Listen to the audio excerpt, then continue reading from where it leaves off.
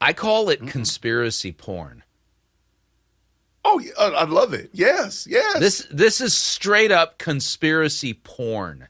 Okay, no doubt. where normal pornography, breaks the commandment, you shall not commit adultery, and is engaged in all kinds of sexual sin.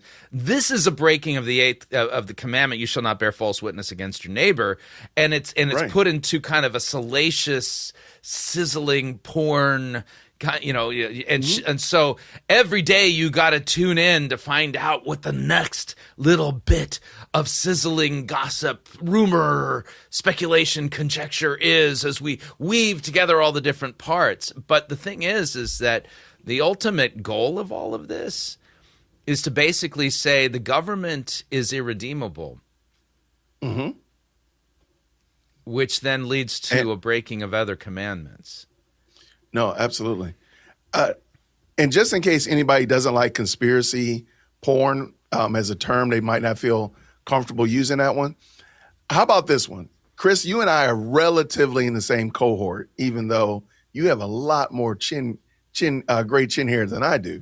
I have a I don't think I have any that are not gray anymore. Shout out to the permanent markers. Okay, Yeah, right. Yeah, Candace is basically doing Who Shot JR 2.0. That's what this is. Like, remember Dallas, the old. That's exactly man, what this everybody was hanging on that. JR was on the cover of Time Magazine, Man of the Year, man. Yes. That's all this is, man. It's just Who Shot JR 2.0.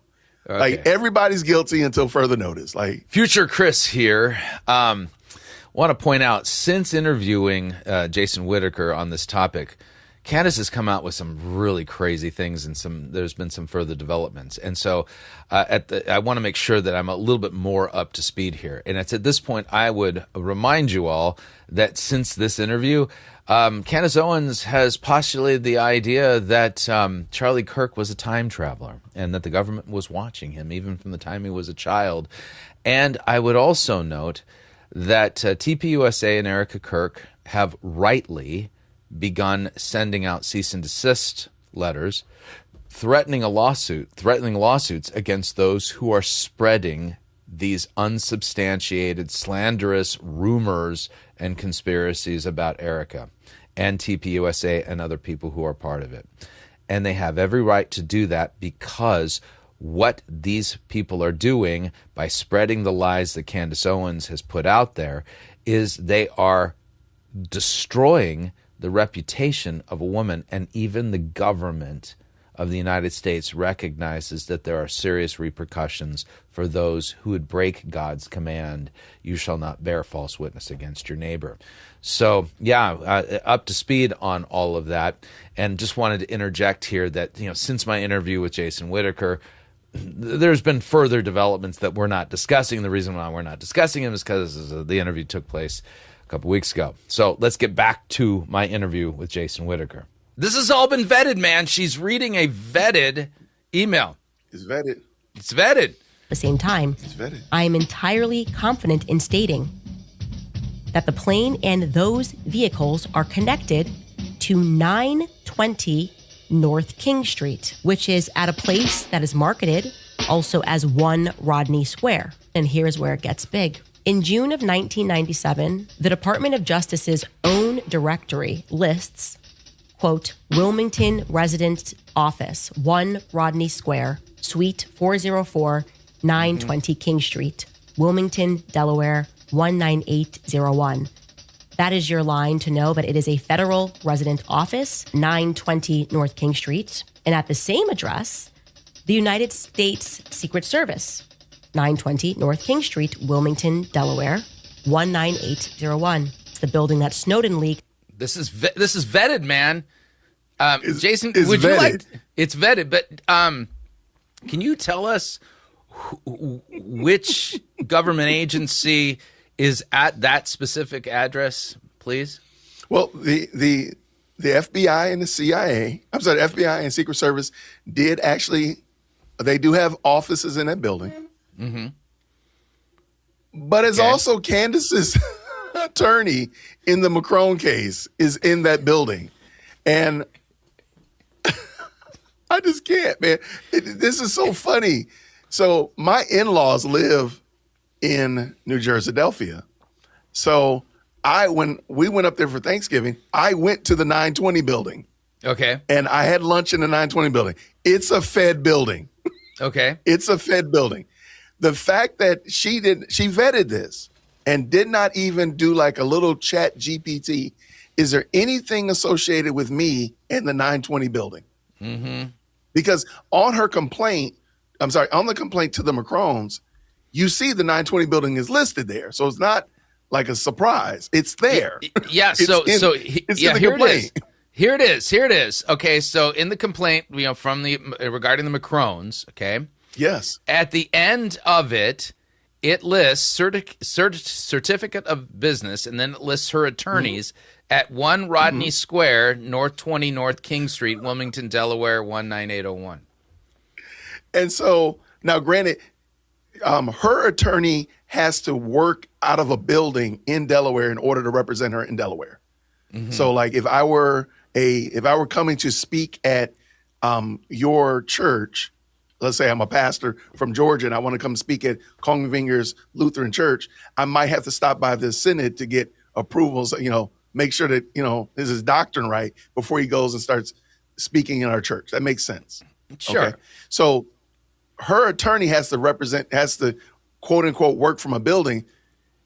How did you not know that your attorney was working from this building? But even secondly, she is besmirching everybody. Like, oh, the feds and blah, blah, blah. Well, wait, does that mean that your attorneys work in the building with the feds too?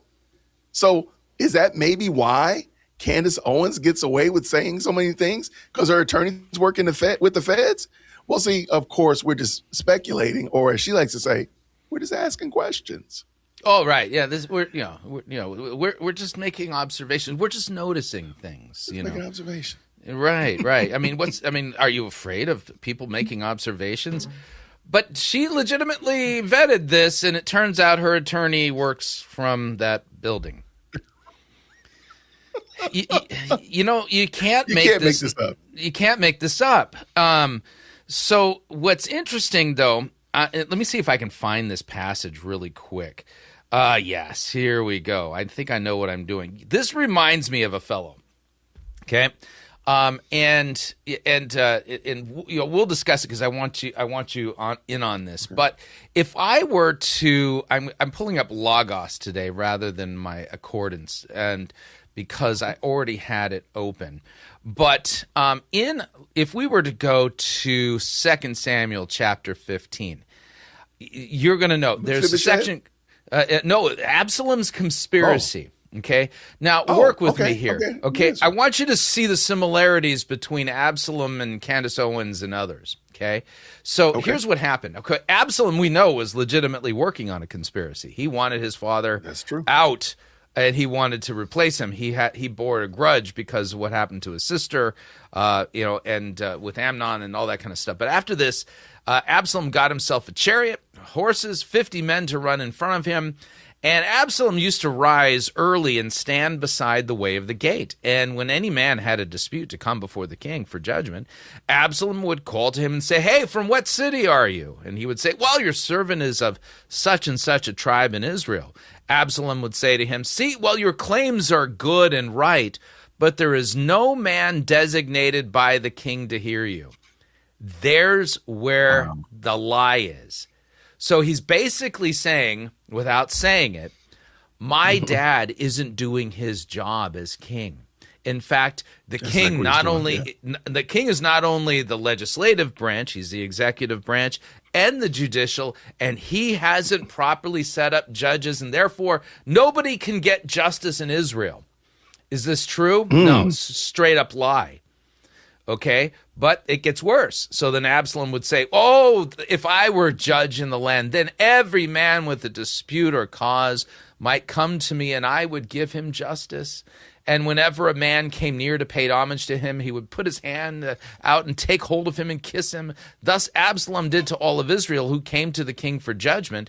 So Absalom stole the hearts of the men of Israel." Wow. I don't see a functional difference between what Candace Owens is doing and what Absalom is doing. because she's absolutely basically saying we can't ever at all, no matter what, trust the government, man.